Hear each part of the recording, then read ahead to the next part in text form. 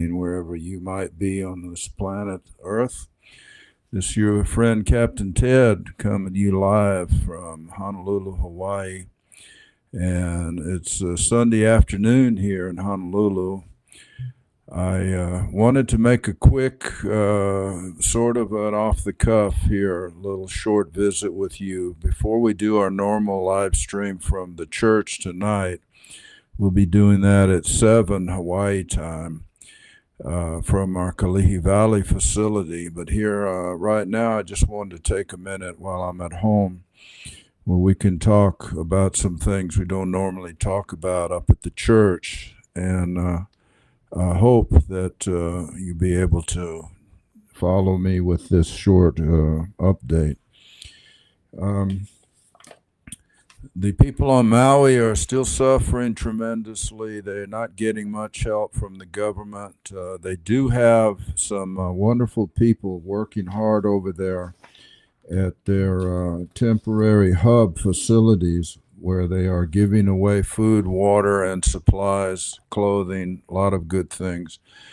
One of them is the Pohaku Park, Beach Park, the Esterns, they call that, up just north of Lahaina, about 7 miles. And I want to shout out to our friend Manu Akana and his crew up there for the good work they are doing. Also, the Honokawai Beach Park, which is just about a mile or so south of there. And a shout out to John Kehalakili, and thank you for all the work they're doing over there.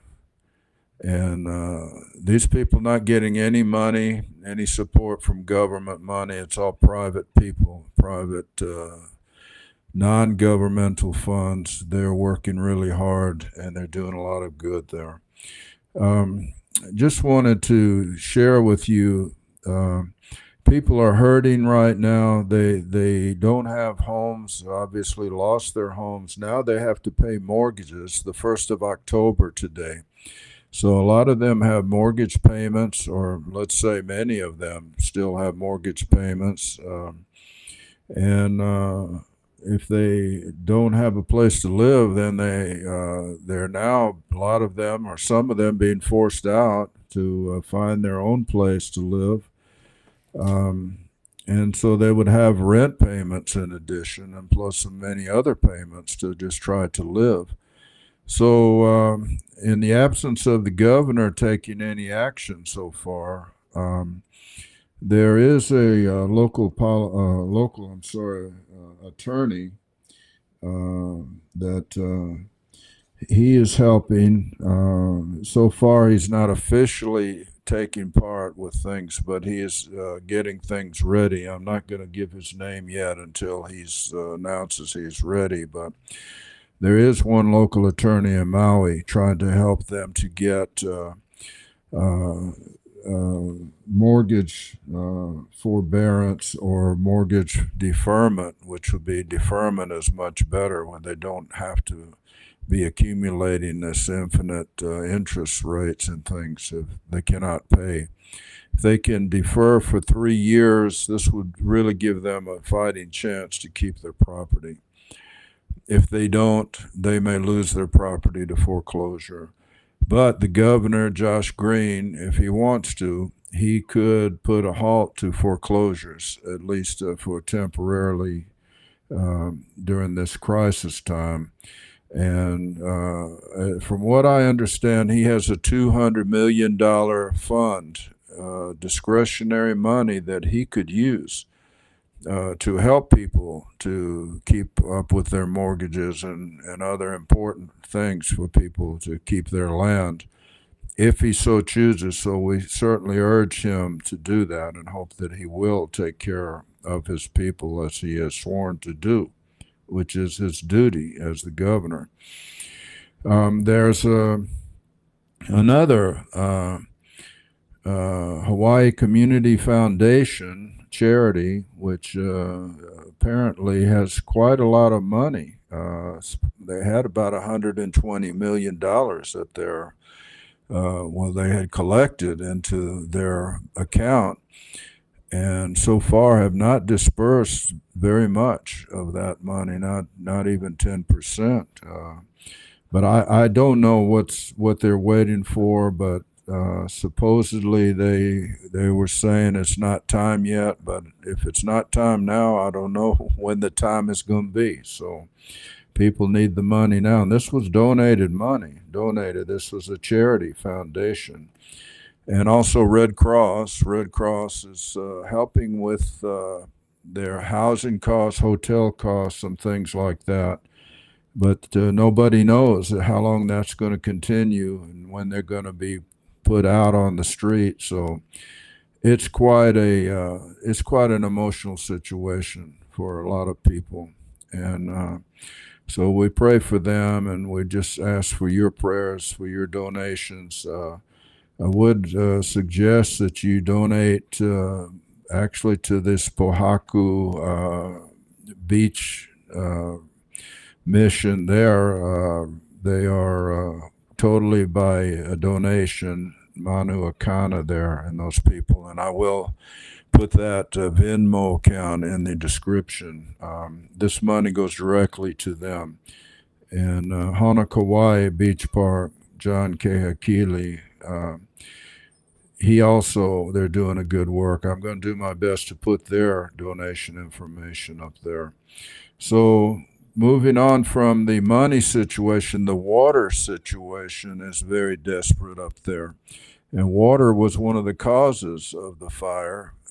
They have not really truly determined the actual cause of the fire that destroyed Lahaina town. There are many theories. They're trying to blame the Hawaii Electric Company, but that dog don't hunt, as we say down south, because there were many other fires started across Maui the same day, and not all power lines, and actually the power was turned off. Hawaiian Electric says it early that morning. So how do the lines with no power start fires? I don't know. But however the fire started, it spread quickly, and of course we all know there were no sirens, there was no warning, no civil defense, no cell phone notification, nothing.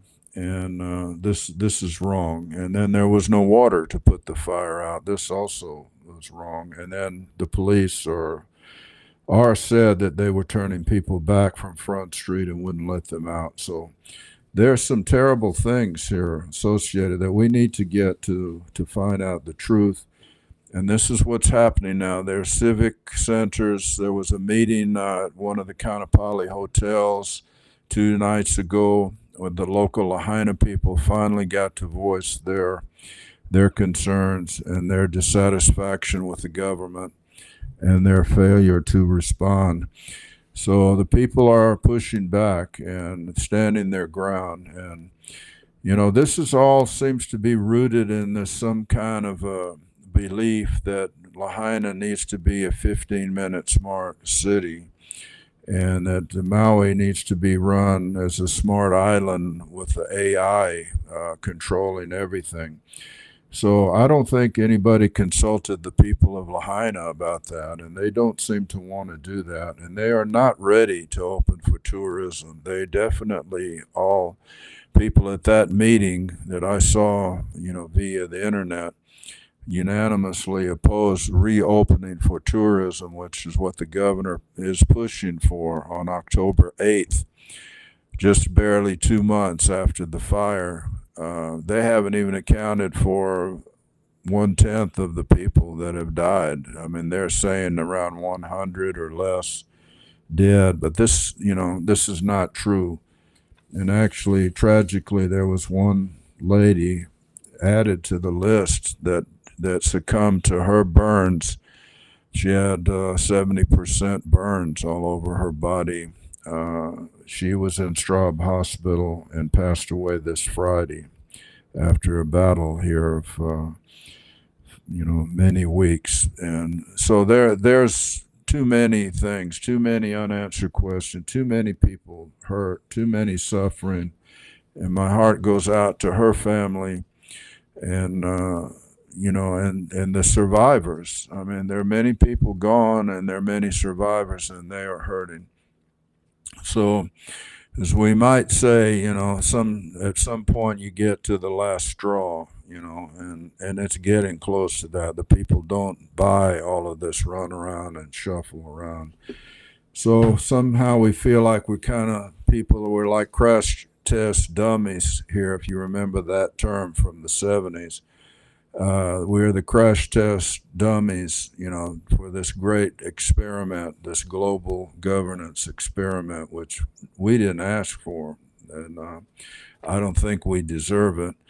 But you do get the government you deserve when you vote for it year after year, time after time, which is unfortunately what they do here in Hawaii. So they are heavily Democratic, and I think maybe they're likely to swing to be Trump supporters here next time. But there's an overview, just some news here. Okay, Governor Green has renewed his emergency proclamation. Apparently, there's 7 emergency proclamations out now that he has made. One of them was actually 2-3 weeks before the fire. So, but he did change some things. So, it says, this new emergency proclamation is a continuation of the groundbreaking and visionary work launched by the Green administration. That's his name, Josh Green, and the many housing stakeholders in Hawaii to eliminate the barriers to developing affordable housing. Well, that's really nice. So what are we going to do about it? Well, they changed it to say that their language is saying now it's not about taking the land. That was his first comment, his first words out of his mouth after the fires. He was going to instruct the Attorney General to find out how they could take the land. The state could buy the land. Well, that didn't sit very well with people. So now he has changed his tune, and he says it was always about affordable housing. That's what we're really, we want to focus on that. And we agree to push forward for new affordable housing projects. And so they're adding affordable housing to the title. And it now excludes the area affected by the Lahaina wildfires, whose boundaries are marked by the state's Lahaina wildfire map, which, number one, I don't believe they have ever made definitive proof that it really was a wildfire. So again, the fire, in any case, they are clarifying now that they are not going to try to push this slam dunk about rezoning Lahaina and taking away the historical districts, which was in the first part. And also they have reinstated the state sunshine law for Build Beyond Barriers working group meetings. So they're going to be conducted in accordance with the Sunshine Law and will be virtual with testifiers to speak only on agenda items with a strict 2-minute to summarize their written or verbal testimony. Well, this is not going over either. They definitely have rejected that. The people feel they have a right to talk about any subject that they want with the council members. And they do keep reminding the council members that they work for the people. The people are the boss, not the reverse, which is the way they've been pretending, that the elected officials are not the people in charge. They're not put there to be leaders. They're there to represent the people, the will of we the people. So this is getting, turned back around now, and they're starting to swallow some humble pie, some of these elected people. But it restored HRS Chapter 6E relating to the historic preservation law, and restores the HRS Chapter 343 relating to environmental impact statements, which rescinds the exemption for projects larger than 15 acres and less than 100 acres for zoning approval. So the Land Use Commission going to have, it's going to change the rules back more what they should be, and there'll be control over this, and the people will be protected more. We hope. But it's really hard to tell. I mean, they keep moving the goalposts. They don't talk. Nobody's talking. The chief of police is not talking. They're really not giving any real numbers about how many people are dead. They keep calling now. They're calling them unaccounted for.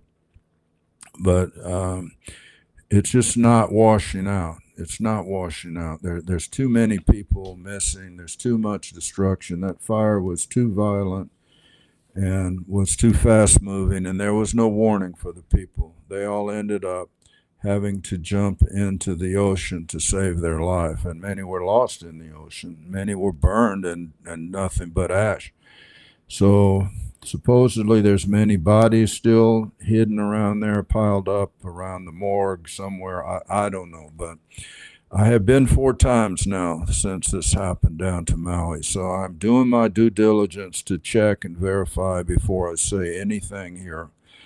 But here's some more released by the governor's, news department, where he's calling that for the houseless wildfire survivors, or Maui fire, we'll call them survivors. Governor Green announces temporary shelter for houseless wildfire survivors, posted September 28th. So what they're going to do is they're going to make a tent city, okay, on a piece of land here, and they are going to set up multiple military-grade tents that can house a total of approximately 150 people. Each tent will be fully insulated and equipped with cots and other supplies. On-site medical facilities, showers, restrooms will also be included. Meals will be provided. Pets will be welcome. The program will provide transportation for survivors to and from the site, medical and other needed appointments. State-funded disaster case managers will work with each individual survivor to develop a recovery plan. So I don't know how many total they're really talking about, but they are putting up a tent city, which they should have done on day one if they would have utilized the Hawaii National Guard for things other than policemen, traffic cops, and security guards to keep people away from their own house. They could have brought the military down here and used the National Guard like they should have been used, setting up tent city, food camps, shelters, water, medical, everything. I mean, they do that for everybody else in the world, but for some reason they couldn't travel 80 miles over there to Maui. And that, again, is on the governor's, that's hanging on his head because he's the one that could have authorized that. He still could authorize that. But, there's not any really solution being offered for long term. Nothing for long-term housing. The people need money. They need a place to live. I mean, you could bring one suggestion is bring a cruise ship, park it there in the harbor, and let people live in the cruise ship. That should house a couple thousand people. They just don't have answers because they don't seem to want any answers. They want the people to suffer and to leave. And that's just my opinion. So moving right along, I just want to add here that, the water is still such a contentious thing there. And Lahaina has been really deprived and denied water. And they denied water to fight the fire. And again, that was this guy, Kaleo Manuel, who has been removed and reassigned to a different place to hide him. And now the people are demanding he be brought back and account for why he turned the water off or denied water to fight the fire. And apparently, Mr. Manuel is connected with the Obama Foundation somehow. That they are involved in this. But that also brings the question, where is Obama? Where is Hawaii's favorite son? He hasn't shown his face down there. He hasn't done a thing. He hasn't organized any help. He's missing in action. Maybe he's on his $50 million allegedly gift home there on Oahu on the beach in Waimanalo. Used to be Magnum PI's set for their movies. So they have a huge mansion there now. They have one in Martha's Vineyard. They have one in Washington, D.C., one in Chicago. I mean, they're bigger than the Hilton hotel chain, it looks like. But, these people in Maui don't have a place to go home to. This was hard for me to realize when I was there. I'd see them come up to these distribution centers, get, goods and food and things to take, put in their car, and I thought, well, okay, they're going to take them home. But then I realized that they don't have a home. They don't have any place. Some are in hotels, some are with friends. One guy's sleeping in a food truck. Some are sleeping on the beach. But in any case, many are dispersed. Some are over in the Wailuku, 30 miles away, Kahului. And I've heard some have left. Some have left, and even that some have been relocated over to the Big Island, Hawaii. And I don't know exactly how that, or to verify that, but there are a lot of people, and I don't blame them. I think some that have just pulled up stakes and gone. And they're still missing people, missing children, unaccounted for. I hope we could find maybe some professional investigator. We need an independent investigation team. I don't think there is one. And to get any trust at all back in this government here, we have to have answers and have to have independent people. Maybe Tim Ballard, the man that did that movie, Sound of Freedom, he might come. If anybody knows him, please ask him to contact me or ask him to contact somebody on Maui or come to Maui. But that brings up one more thing. There was a wonderful movie that has just come out yesterday, the day before yesterday, the 29th. And that was by a man named Craig Pasta Jaruda. Craig is nicknamed Pasta. I think he's Italian, obviously. He's in the restaurant business. But he's now the co-host of the Jimmy Dore talk show, which I found very informative, very good news source. And Craig came over here on his own after the fire and brought a cameraman, and he documented. He documented a lot of things that needed documenting and talked to local people, got their testimonies, and he came to some very good conclusions, and I congratulate him. After me being there myself 4 times, he just went cold turkey down there from the mainland. I think his first time on Maui, and did a wonderful job. But it's called Lahaina on Fire, The Aftermath. Lahaina on Fire, The Aftermath. And, Craig Pasta Jardula, Jaruda, Jaruda. But anyway, it's a wonderful thing on YouTube. You can find it. It's free. And I think he has some interviews with some of the people at these distribution centers, the same ones I'm talking about, and links to how to give money to them. So Lahaina on Fire. It's a great, great documentary he did. Josh Green, the governor, is still stuck on this United Nations stuff about smart islands, 15-minute cities.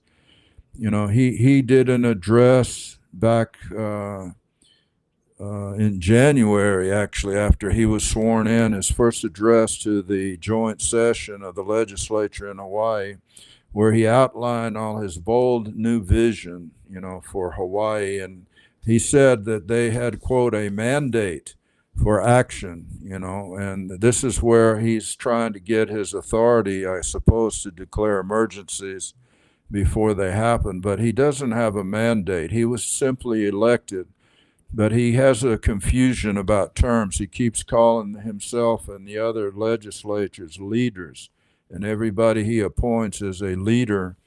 But from my understanding, the definition of our Constitution and our government is that they are representatives of we the people. They are elected representatives. They're not leaders put in by a mandate. So Governor Green needs a civics lesson. He needs a lot of lesson. He actually is not Hawaiian at all. He's from Pittsburgh, and his favorite team is the Pittsburgh Steelers, which it makes sense, no pun intended. But that seems to be what his job. I mean, he's definitely appointed here to be part of United Nations pushing Agenda 2030, all their supposed sustainable goals, and he's an acolyte for them, and he's drunk the Kool-Aid big time. But again, he's not asked anybody of us in Hawaii if we want to go along on this, but he's definitely pushing an agenda there. So one other announcement, there's a monthly siren and emergency alert system test for October the 2nd, which is tomorrow here. They did not have the test last month in September, supposedly as a tribute to the people that died on Maui, which makes no sense because they didn't blow the fire alarm there that could have saved their life. But again, how do we know that the sirens work? I think they actually violated the law not testing them in September. So we'll find out tomorrow if they work, if they still know how to turn them on over here. And one last news thing here is about Governor Green's office. They have a new DOH, Department of Health release, additional Mpox case. Mpox, named after the little animals that climb trees and eat bananas. I don't know if you can say the name, but Mpox, they have found like one or two cases. They found a new case, and this is all they need to alert the people, to consider being vaccinated. They have a vaccination for that. And for people that live an alternative lifestyle, I guess, on their sexual preferences. But this Mpox apparently has got them worried about things now, and they want people to get vaccinated if they think they may be at risk. And I think they have had a total of 4 cases now, and they found a new one. They just found now a new one, and apparently they do a test of, this is hard to imagine, but they test the sewer water. Somehow they can find out if anybody has Mpox by checking the sewer water. So they are checking everything. And Jonathan Swift, way back in 1600 with Gulliver's Travels, made a joke out of a country that was so paranoid. They tested people's sewer excrement to see what they were thinking, and here we are. It's become true. And the last thing from Governor Green is that he's releasing the National Guard of Hawaii from their Maui duties and sending them back home to Oahu after they did the work of being security guards and traffic cops over there and working for the police chief of Maui to keep people out from front streets and not see what's actually going on over there. So I don't blame the soldiers. I just think it's a ridiculous runaway of the government and abuse of power. And just one late note in here that it looks like General Milley or Miley has resigned from the Joint Chiefs of Staff in Washington and has gone. Some people are wondering if this really might have some connection, something to do with the, one of the questions about the Mountain Dew and the whole thing to do with that, some sort of a unknown source for the fire that might have contributed to that fire. And apparently he's the one military leader that might have been possibly involved with that. I don't know. But anyhow, that's enough for today. I have, definitions I want to go through tonight in our church service to try to get some clarity on what the Bible talks about. And as it says, in the beginning, God created the heavens and the earth, and it was good. Well, we want to talk about how is it that there's a good creation and that the children of Israel in Sukkot, the 40 days wandering in the desert, did not run out of food, their clothing didn't wear out. It was all sustained, it was all renewed. So we want to talk about renewables, sustainables, and about the Sukkot, which is the feast now and the special celebration going on in Israel, where they sleep in booths out of doors, where they to celebrate the remembrance of the traveling in the desert, as the Exodus that they spent 40 years in the desert. So we'll talk about renewable, sustainable, and other definitions of words. And we hope that you will join us tonight. It's going to be probably late for the East Coast, but it will be 7 p.m. local Hawaii time. So thank you for joining for this brief introduction. God bless you, and we look for you in a couple of hours. Thank you. Aloha.